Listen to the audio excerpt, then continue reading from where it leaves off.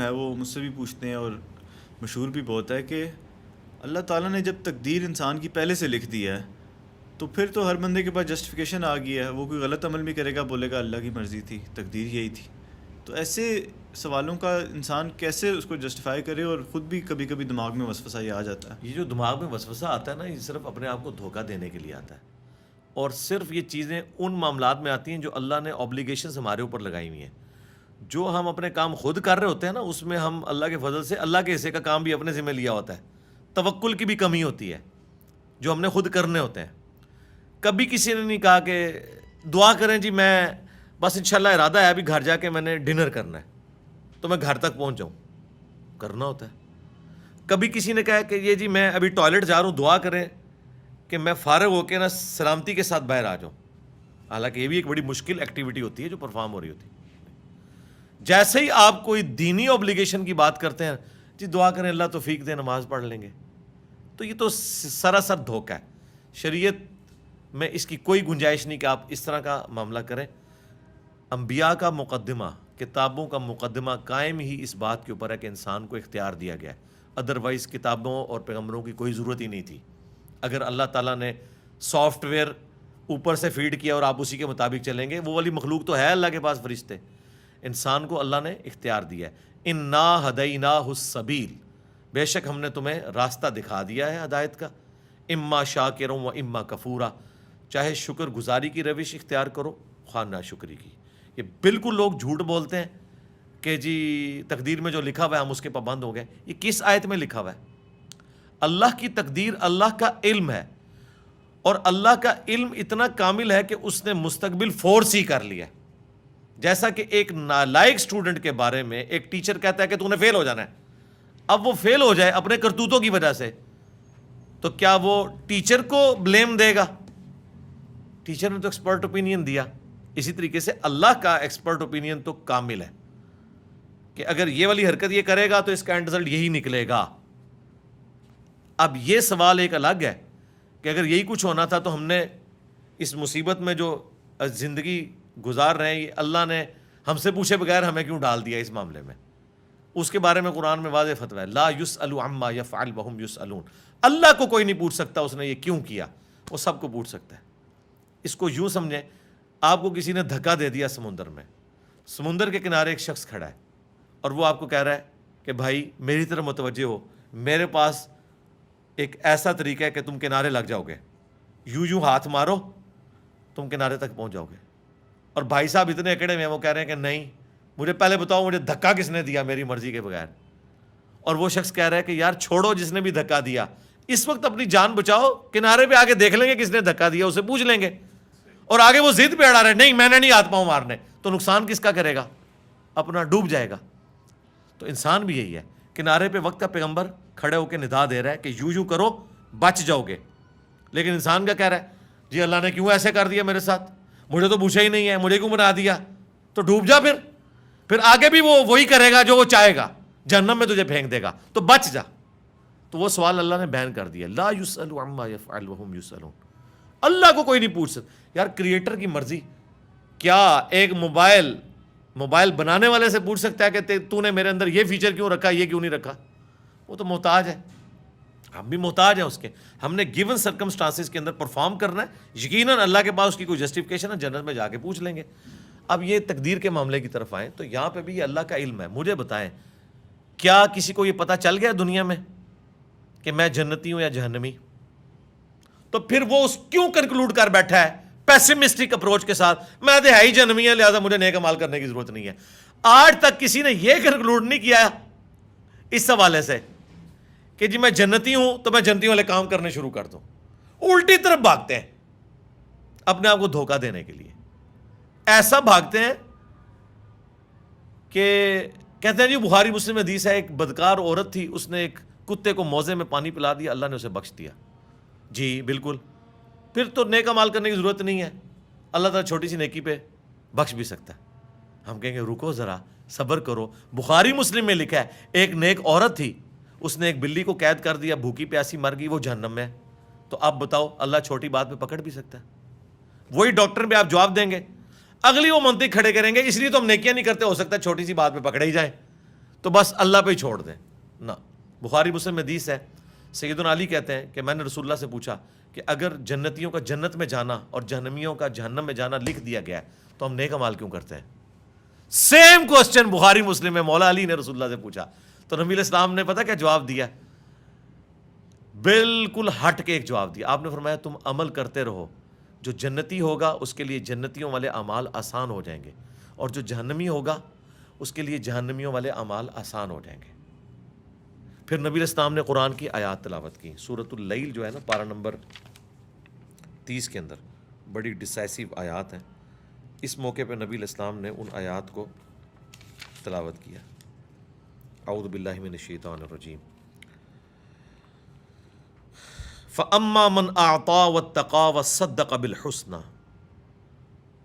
پس جس نے اطاعت گزاری کی روش اختیار کی, اللہ کا تقوی اختیار کیا, اور ہر اچھی بات کی تصدیق کی, فَسَنُيَسِّرُهُ لِلْيُسْرَى, اس کے لیے ہم آگے آسانیاں کر دیں گے.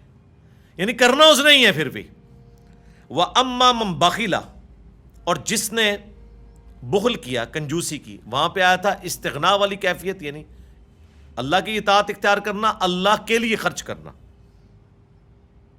وَكَذَّبَ بِالْحُسْنَى, اور ہر اچھی بات کو جھٹلایا. فَسَنُيَسِّرُهُ لِلْعُسْرَى, پھر ان قریب ہم اس کے لیے مشکل پیدا کر دیں گے. یہ آیات نبی علیہ السلام نے پڑھی کہ جنتیوں کے لیے جنت والے اعمال آسان ہوں گے. ہمیں کوئی کہتا ہے نا کہ ہاں جی کیا خیال ہے, ہم کہتے ہیں انشاءاللہ ہم نے جنت میں جانا ہے, اور کوشش بھی کر رہے ہیں اس کے لیے. بخاری مسلم میں حدیث ہے, میں اپنے بندے کے گمان کے قریب ہوں جیسا میرے لیے گمان کرے. کبھی اللہ کے لیے گمان نہ کریں کہ میں نے جہنم میں جانا ہے. گمان پازیٹیو رکھیں, لیکن محنت بھی پازیٹیو کریں.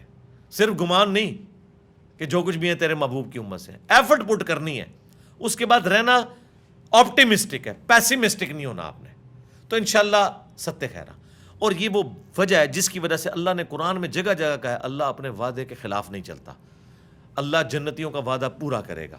جنتیوں کا کلام نقل ہوا ہے کہ جنتی جنت میں پہنچ کہیں گے کہ شکر ہے کہ جو اللہ نے ہم سے وعدہ کیا تھا پورا کیا. یہ اللہ پتہ ہے بار بار کیوں کہتا ہے؟ دنیا میں ایسا نہیں نہ ہوتا.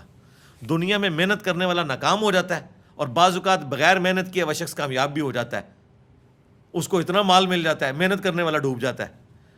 تو اس لیے اللہ نے کہا آخرت میں ایسا نہیں ہوگا کہ کسی کی لک کام آئے. نہ, لک دنیا میں ہے کہ محنت کریں کامیاب ہو بھی سکتے ہیں, بری طرح ناکام بھی ہو سکتے ہیں. آخرت میں اللہ نے بار بار اس لیے یقین دہانی کہی کہ آخرت میں یہ نہیں ہوگا کہ ایک بندے نے پوری محنت کی اور آخرت میں جا کے اس کی لک یہ نکلی کہ نماز پڑھنے والا جو ہے وہ جہنم میں چلا گیا اور جو اللہ کا باغی تھا وہ جنت میں چلا گیا. نہ, آخرت کے لیے لک نہیں ہے. اس لیے اللہ نے کہا میں اپنے وعدے کی خلاف ورزی نہیں کرتا, میں نے جو وعدے کیے ہیں پورے کروں گا. یہ یقین دلایا, کیونکہ انسان کو وسوسہ آ سکتا تھا کہ دنیا میں تو ایسا نہیں ہوتا. دنیا میں محنت کرنے والا بعض اوقات کامیاب ہوتا ہے, بعض اوقات ناکام.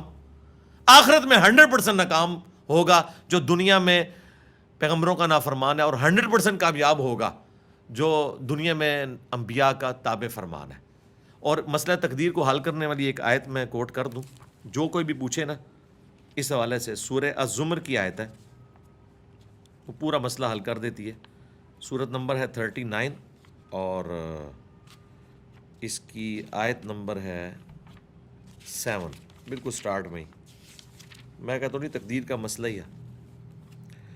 ان تکفروا فإن اللہ غنی عنکم, اگر تم ناشکری کی روش اختیار کرو گے, اللہ کے نافرمان بنو گے, کفر اختیار کرو گے, تو یاد رکھنا اللہ بے پرواہ ہے. کسی کو یہ ٹینشن نہ ہو کہ کوئی نماز نہیں پڑھ رہا تو کوئی اللہ تعالیٰ کو کوئی فرق پڑ گیا. نہیں, میں بے پرواہ ہوں. اچھا, اب بے پرواہی کا کوئی یہ بھی رزلٹ نکال سکتا تھا کہ اللہ جب بے پرواہ ہے تو مجھے نمازیں پڑھنے کی کیا ضرورت ہے, اللہ کو تو فرق نہیں پڑتا. وہ اللہ نے ساتھ پھر کلیئر کیا, وَلَا يَرْضَى لِعِبَادِهِ الْكُفْرَ, لیکن یاد رکھنا وہ اپنے بندوں سے کفر کو, ناشکری کو, نافرمانی کو پسند نہیں کرتا. بے پرواہ ضرور ہے, لیکن اوپن لائسنس نہیں کہ بے پرواہی کا رزلٹ یہ نکلے کہ ٹھیک ہے منو کے چاہے یہ گناہ کرے یا ثواب کرے. نہیں, اللہ کہہ رہا ہے میں بے پرواہ اس اعتبار سے ہوں کہ تیرے گناہ کی وجہ سے میری خدائی میں کوئی فرق نہیں پڑے گا, لیکن تیرا بیڑا غرق ہو گیا. اللہ اپنے بندوں سے نافرمانی پسند نہیں کرتا. وَإِن تَشْكُرُوا, اور دیکھنا اگر تم شکر گزاری کی روش اختیار کرو گے, يَرْضَهُ لَكُمْ, تو یہی وہ تم سے چاہتا ہے. ولا تازر وازرۃ وزر اخرى، اور کوئی جان بوجھ اٹھانے والی دوسرے کے اعمال کا بوجھ نہیں اٹھائے گی. ثم الی ربکم مرجعکم، اس کے بعد تم لوٹ کر اپنے رب کے پاس جاؤ گے. فینبئکم بما کنتم تعملون، پھر وہ تمہیں بتا دے گا جو کچھ تم دنیا میں اعمال کیا کرتے تھے. انہ علیم بذات الصدور، بے شک وہ سینوں کے چھپے ہوئے رازوں کو بھی جاننے والا ہے، اس لیول تک باریکی کا حساب کرے گا. اور ایک اور آیت ہے اس کانٹیکسٹ میں سورہ طٰہٰ کے اندر، وہ بہت کرٹیکل آیت ہے. سورہ طٰہٰ کے اینڈ پہ جا کے وہ آیات آتی ہیں. اللہ تبارک و تعالیٰ نے اس حوالے سے مسئلہ تقدیر کو کلیئر کر دیا ہے، وہ بھی میں یہاں پہ کور کر دیتا ہوں.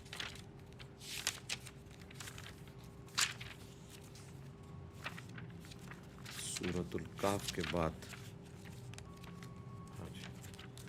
سورہ مریم اور طٰہٰ کے بالکل اینڈ پہ جا کے آئے تھے. یہ اکثر لوگ جو آپ کو کہہ رہے ہوتے ہیں بدبخت، یہ دیکھیں اللہ تعالیٰ فرماتا ہے جب ہم نے آدم علیہ السلام کو اور ان کی اولاد کو زمین پہ بھیج دیا، ظاہر ہے انہی سے اولاد پیدا ہونی تھی. اللہ نے فرمایا قَالَ اهْبِطَا مِنْهَا، ہم نے دونوں سے کہا، سیدہ حوا اور سیدنا آدم سے، منہا جمیعا، کہ تم سب کے سب اب اتر جاؤ. بعضکم لبعض عدو، تم میں سے بعض کے دشمن ہوں گے. یعنی شیطان کا دشمن انسان، اور انسان کو بھی دشمنی روانی ہے، اور آپس میں بھی انسان لڑیں گے.